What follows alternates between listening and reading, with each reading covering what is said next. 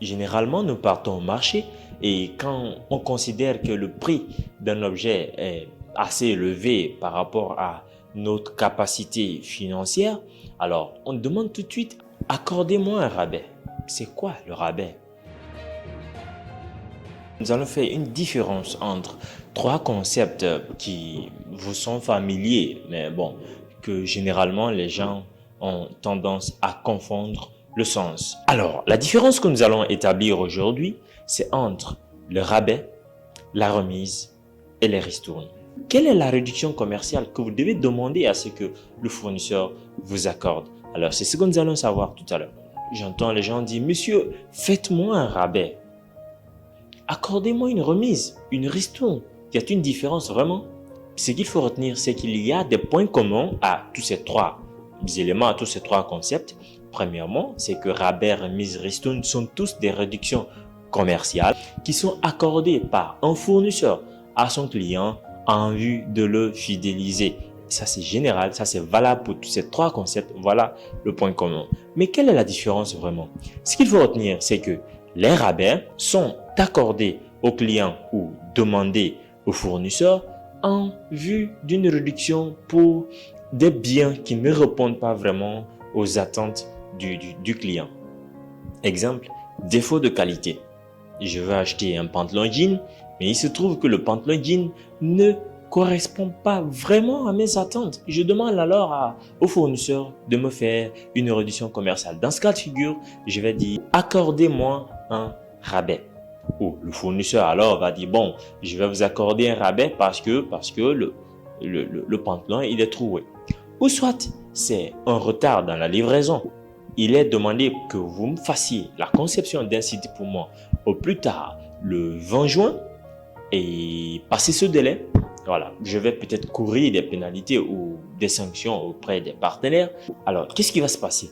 Si le fournisseur qui est censé faire la prestation auprès du client va au-delà de la date échéance, de l'échéance, alors qu'est-ce qui va se passer? Le client, à son tour, peut demander qu'on lui accorde un rabais, tout simplement parce qu'il y a eu retard dans la livraison. Autre chose aussi, c'est qu'il peut y avoir non-conformité de la commande. Tout à l'heure, je passe un coup de fil pour un iPhone 14 et puis vous m'emmenez un iPhone 13 Pro Max. Même si c'est Pro Max, alors, bon, je ne sais pas si c'est il y a 13 ou pas, mais ce qui est sûr, il y a une non-conformité de la commande. Je peux demander alors à ce que le fournisseur m'accorde un rabais. Et là, la particularité avec les autres que nous allons voir tout à l'heure, c'est que le rabais est généralement constaté après la transaction, après l'opération. Deuxième des choses, ce qu'il faut retenir par rapport aux réductions commerciales, le deuxième point, c'est la remise. La remise, elle est accordée par le fournisseur à son client en vue de l'achat considérable qu'a effectué ce client. Évidemment, ça fait allusion à la quantité que le client pourrait acheter.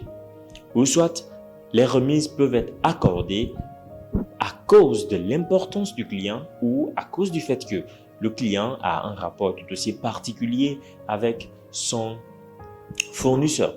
Ou soit, les remises peuvent être l'objet d'un sujet de partenariat entre deux entreprises. Évidemment, ça veut dire que les termes du contrat sont déjà ficelés bien avant la transaction. Ce sont des accords de partenariat.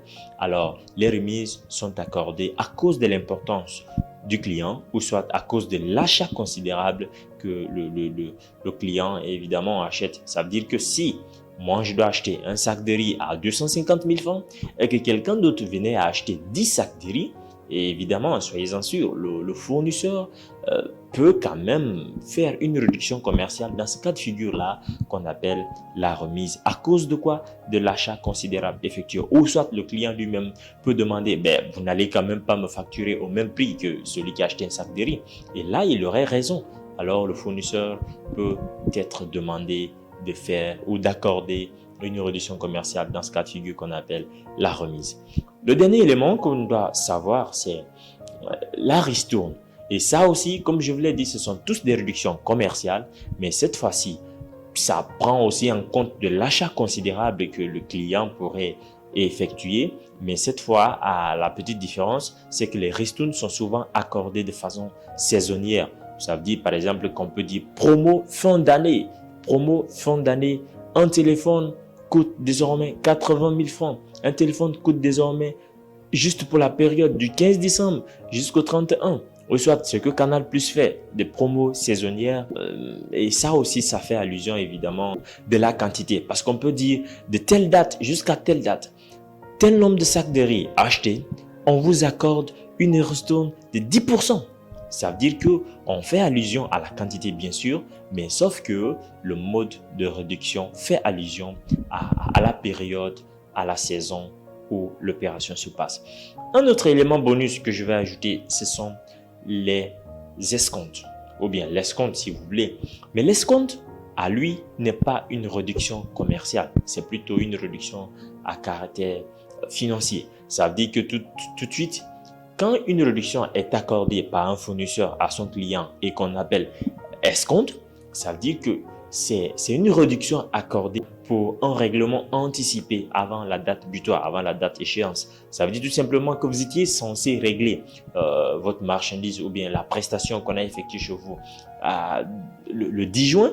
Et si vous faites avant le 10, le fournisseur peut décider, bon, écoutez, on vous accorde une réduction commerciale à cause du fait que vous avez anticipé le règlement. Ou soit, vous essayez de faire un règlement au comptant, en espèces. Et bon, voilà, tous les clients ne font pas des règlements au comptant. Mais si le fournisseur, le client décide, de faire un règlement instantané, en espèces, au comptant, le fournisseur peut dire, OK, puisque vous avez fait un règlement au comptant, en espèces, je vous accorde 2% sur le total à payer. Voilà un peu ce que vous devez retenir.